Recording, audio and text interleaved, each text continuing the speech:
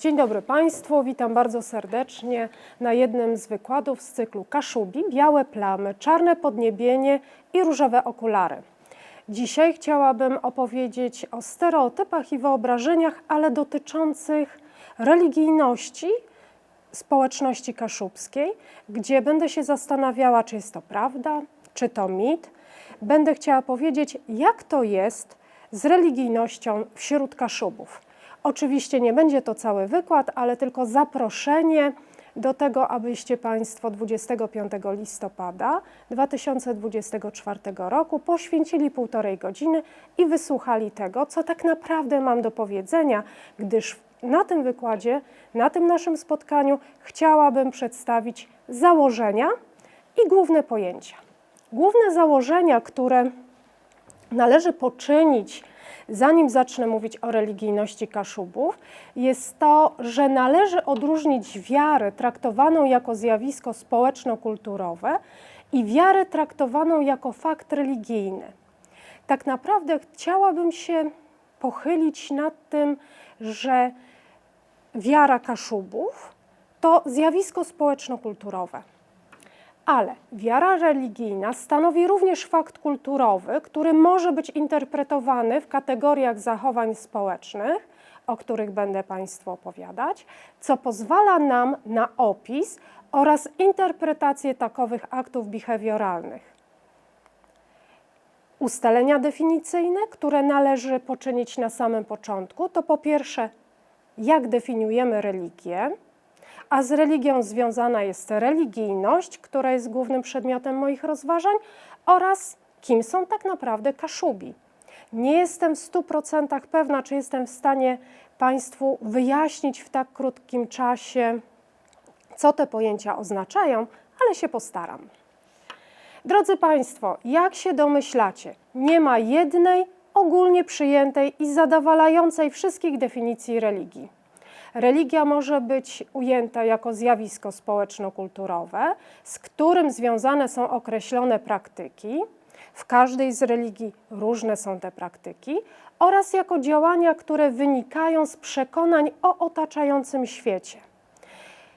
Drodzy Państwo, na użytek moich rozważań dotyczących społeczności kaszubskiej, ale nie tylko tej społeczności, posługuję się taką klasyczną już definicją jednego z najbardziej znakomitych antropologów na świecie, Clifforda Geertza.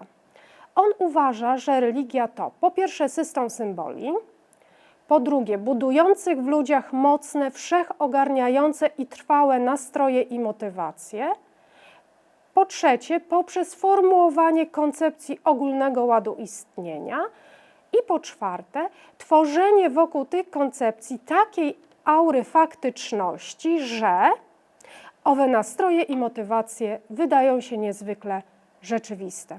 Krótko mówiąc, wiara staje się faktem społecznym. Religijność może być ujmowana jako atrybut jednostki i wówczas jest obszarem zainteresowania psychologii oraz atrybutem zbiorowości, i wówczas interesuje się nią socjologia, ale też antropologia i jest to przedmiot naszych dzisiejszych rozważań. Drodzy Państwo, zdaję sobie sprawę, że tak naprawdę nie wyjaśniłam do końca, czym jest religia i religijność. To poczynię trochę bardziej szczegółowo na naszym spotkaniu w listopadzie.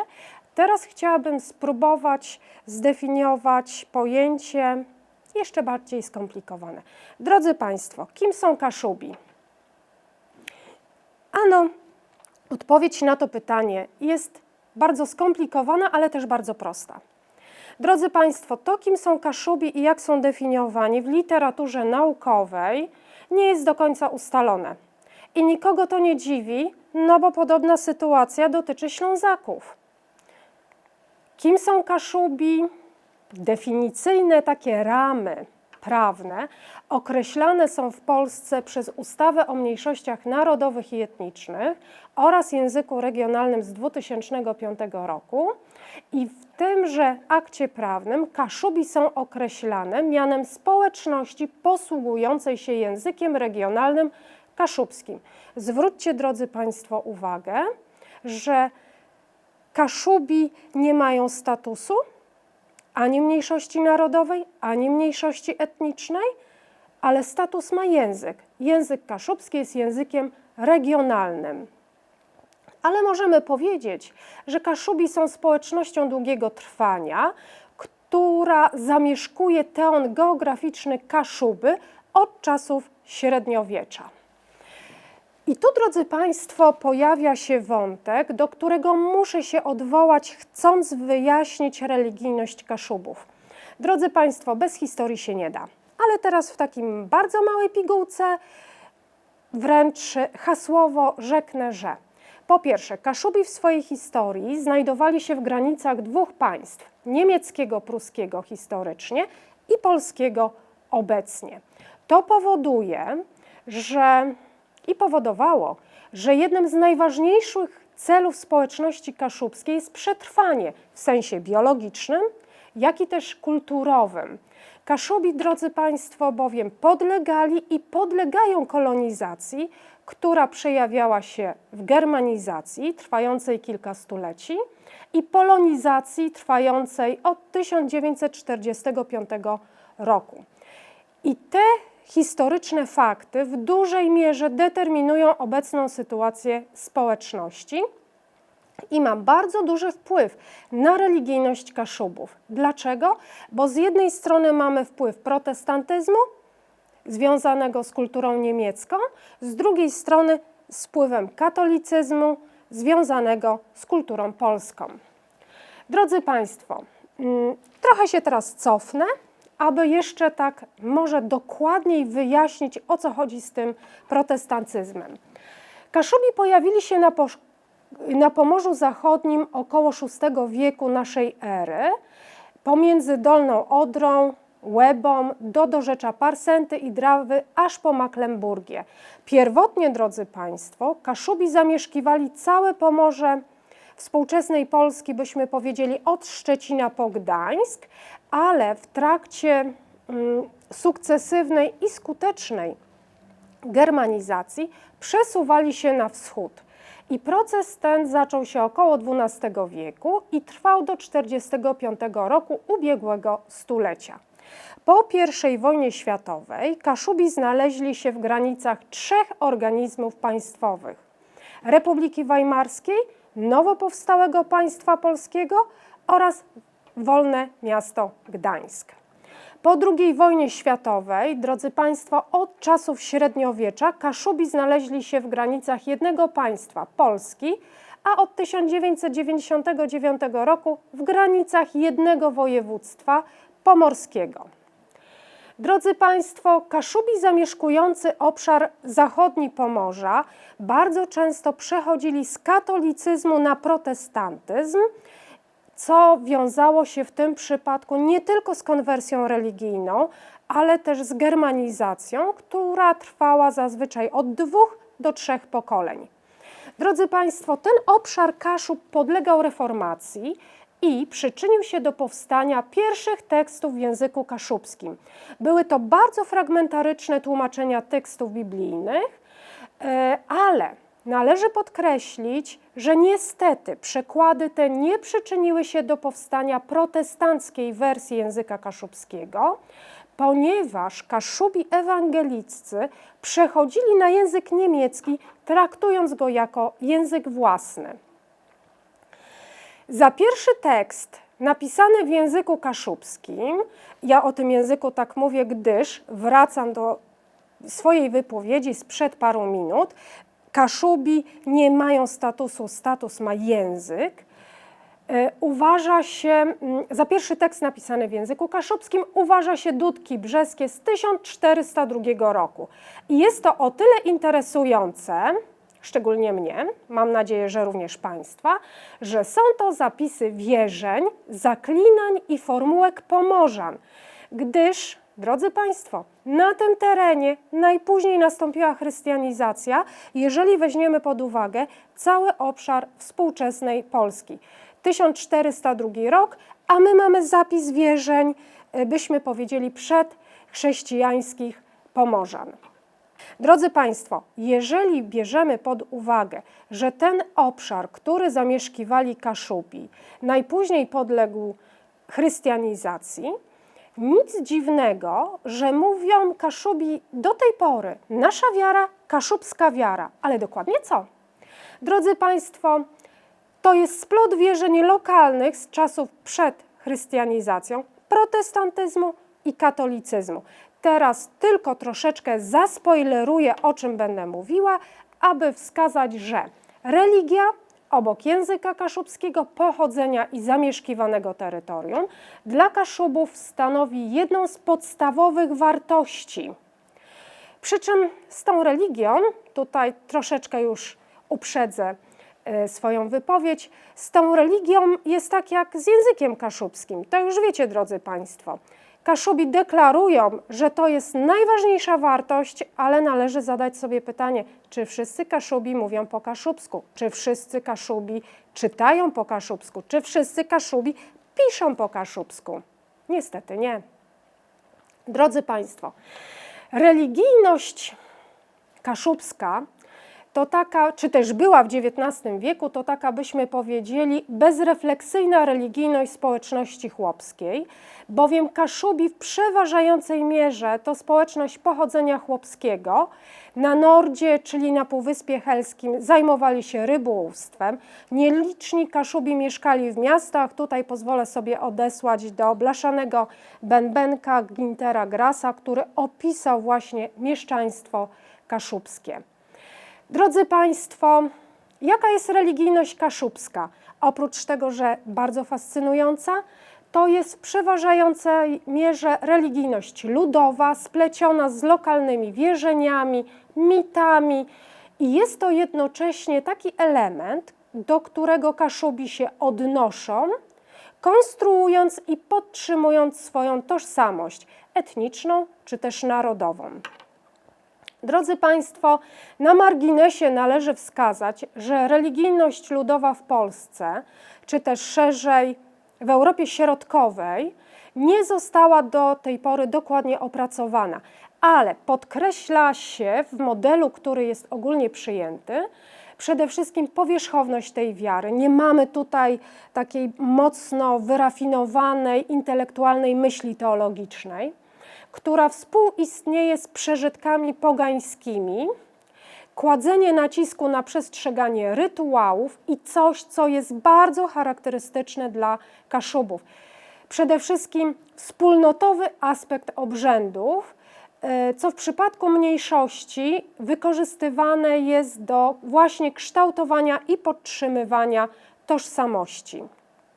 Drodzy Państwo, i teraz wkraczam w ten najbardziej fascynujący, przynajmniej dla mnie, fragment dotyczący religijności kaszubskiej. Drodzy Państwo, no nie da się ukryć. Na Kaszubach możemy odnaleźć lokalne kulty, miejsca pielgrzymkowe, obrzędy, które funkcjonują głównie wewnątrz społeczności kaszubskiej. Ewentualnie są taką, byśmy powiedzieli, atrakcją turystyczną, ale stanowią przede wszystkim przejawy takich więzotwórczych form religijnych. Najbardziej spektakularnym przykładem oczywiście są kaszubskie pokłony feretronów, takich ciężkich, dwustronnych obrazów, które przedstawiają świętych. Pokłony feretronów nazywane są czasem tańcem i odbywają się one podczas pielgrzymek do lokalnych miejsc kultów na Kaszubach, do Sianowa, Swarzewa, Wiela, Kościerzyny oraz do Metemblewa, kiedy to przy orkiestrze, która gra bardzo skoczne melodie, obrazy świętych w ciężkich, drewnianych ramach biją pokłony do mijanych miejscowych kapliczek, ołtarzy, krzyży i dołączają się do nich kolejne grupy pielgrzymkowe, albowiem, drodzy Państwo, grupy pielgrzymkowe to również jedna z takich cech charakteryzujących religijność Kaszubów.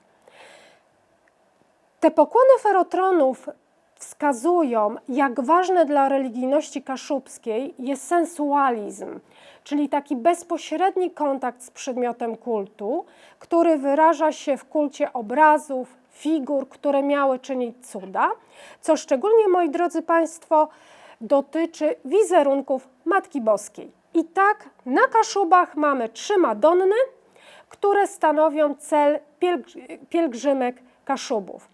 2 z nich pochodzą z XV wieku. Jest to Matka Boża Swarzewska. Jej kult odnotowano już w XVI wieku. Oraz Matka Boża Sianowska, królowa Kaszub. Matka Boża Swarzewska, królowa polskiego morza i opiekunka kaszubskich rybaków, znajdowała się pierwotnie w kościele katolickim na Helu. Gdy jednak mieszkańcy przeszli na protestantyzm w roku 1580, została ona usunięta z kościoła i trafiła do Swarzewa, w którym to miejscu znaleziono ją w 1775 roku i wzniesiono wówczas kaplicę. 2 razy w roku, drodzy Państwo, w lipcu oraz we wrześniu odbywają się do nich pielgrzymki Kaszubów. Również w tym czasie odbywają się pielgrzymki do Sianowa, gdzie znajduje się figurka Matki Bożej z lipowego drewna. Jest to Matka Boża Sianowska, królowa Kaszub. Drodzy Państwo, dlaczego podkreślam te pielgrzymki i dlaczego podkreślam te miejsca, do których owe pielgrzymki się udają? Albowiem miejsca kultu religijnego w przypadku Kaszubów to są symbole grupowe. Przykładem może być tu Kalwaria Wejherowska, która składa się z 26 kaplic ufundowanych przez założyciela Wejherowa Jakuba Wejhera na 3 wzniesieniach: Góry Oliwskiej, Góry Syjan i Góry Kalwarii, a wszystko to zostało zbudowane, drodzy Państwo, w XVII wieku. Dla Kaszub i Kaszubów charakterystyczne są puste noce. Drodzy Państwo, są to całonocne czuwania i śpiewania oraz odmawiania modlitw za duszę zmarłego i różańce przez rodzinę przy zmarłym, przyjaciół i znajomych. Pusta noc odbywa się dzień przed pogrzebem, a kończyła się wówczas, kiedy zmarły był wyprowadzany z domu. Jako ciekawostkę należy podać, że zmarłemu zaklejono oczy. Drodzy Państwo, wierzono bowiem, że wzrok zmarłego może zabijać. Zmarłemu do rąk kładano różaniec albo książeczkę do nabożeństwa, otwierano okna, aby dusza mogła wyjść z ciała, ale zasłaniano lustro oraz zakrywano zegary w domu. Dorośli chowani byli w trumnach pomalowanych na czarno, a dzieci na żółto. Kaszubska religijność, drodzy Państwo, odznacza się cechami charakterystycznymi dla katolicyzmu ludowego. Mamy tutaj do czynienia właśnie z tym naiwnym sensualizmem, którego przykłady przed chwileczką podałam przy okazji Pustej Nocy. Z zamiłowania do okazałego ceremoniału polecam pielgrzymkę, aby zobaczyć, jak wyglądają owe pokłony felotronów, dość znaczny konformizm, tradycjonalizm oraz, drodzy Państwo, coś takiego chyba charakterystycznego nie tylko dla Kaszubów, a mianowicie potrzeba masowego uzewnętrzniania przeżyć religijnych, co jest podkreślane przez wagę zbiorowego uczestnictwa w rytuałach, obrzędach, które odbywają się bardzo cyklicznie przy dość niskim poziomie uświadomienia religijnego. Drodzy Państwo, wszystkie te obrzędy i rytuały odbywają się bardzo często w strojach kaszubskich, co ma podkreślić związek pomiędzy etnicznością a religijnością. Ksiądz profesor Jan Perszon, kaszubski teolog, mówi wprost o kaszubskiej teologii ludowej, której wymiar rytualny jest bardzo często jest podkreślany w wymiarze właśnie etnicznym i ten wymiar rytualno-etniczny dominuje nad obrzędem kościelnym. Dziękuję Państwu za uwagę. Zapraszam na wykład 25 listopada 2024 roku o godzinie 17. Będzie on online i tam pozwolę sobie rozwinąć wszystkie wątki, które w dzisiejszej swojej wypowiedzi pozwoliłam sobie zaspoilerować. Wszystkiego dobrego.